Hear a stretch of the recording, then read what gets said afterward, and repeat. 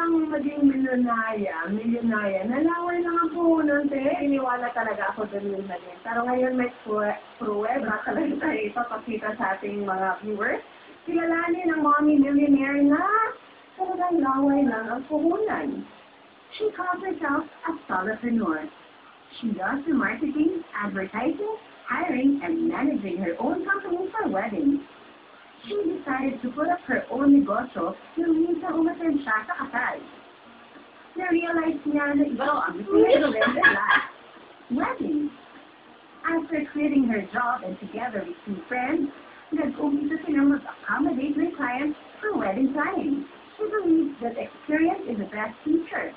Kaya with numerous tips and misses, napusuhan niya rin ang mga mag-work para sa business. Ang sikreto ng pagiging milyonaryo, let's hear it straight from our mommy millionaire, Kathy Ebuen. Mommy Kathy Ebuen, welcome to the show. Hello, madam. Ito naman din, siguro ito yung pinandagaling na ng Galia. Kasi before pala, nagtatrabaho siya as a marketing coordinator sa isang firm. Yes. How was your life back then? Mahirap. 24 hours nag-work ko halos instead of 8 hours kasi nasa marketing ka. And then nag-left out na yung family ko. How long did you stay in that job? 5 years. Wala ka rin ng 5 years. Madali. So it was that made you not contented anymore with what you had. It was the fact na wala kang time for your family at saka wala ka rin time sa sarili mo dahil 24 hours halos yung trabaho. So, paano mo naisipan na magandang option mag-concentrate ka sa wedding? No, one time, I have a friend, sinama niya ako sa isang wedding. So, nagko-coordinate din daw siya, but as a part-time.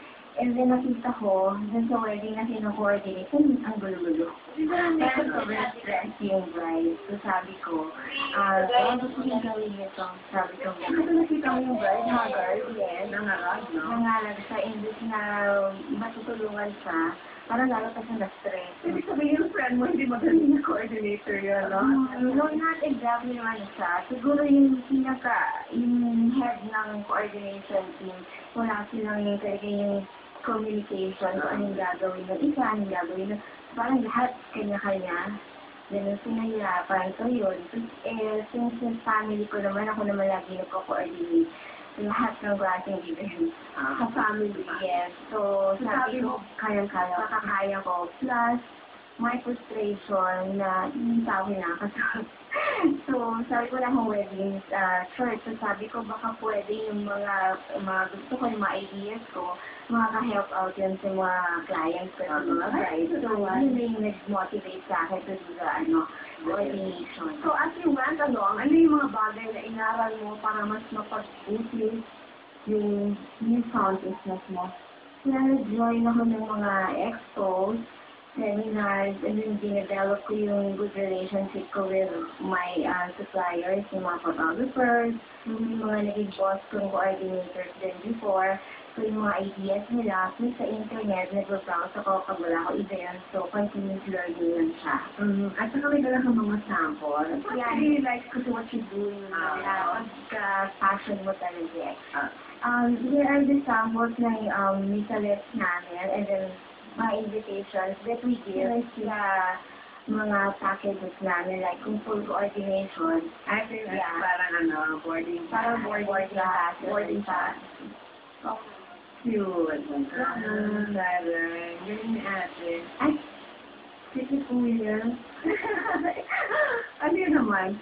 So, ano yung tip mo para sa mga mommies who want to start a business?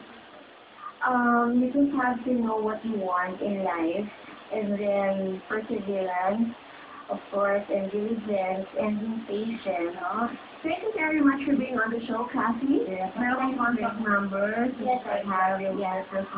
Event Embassy from Wedding and Indigo Coordination, and you can reach us through our website. It's www.eventsembassy.multiply.com. Thank you very much for being on the show. Another superwoman will wow us with her power at yun ay magluluto ng masarap. Kainan time, muli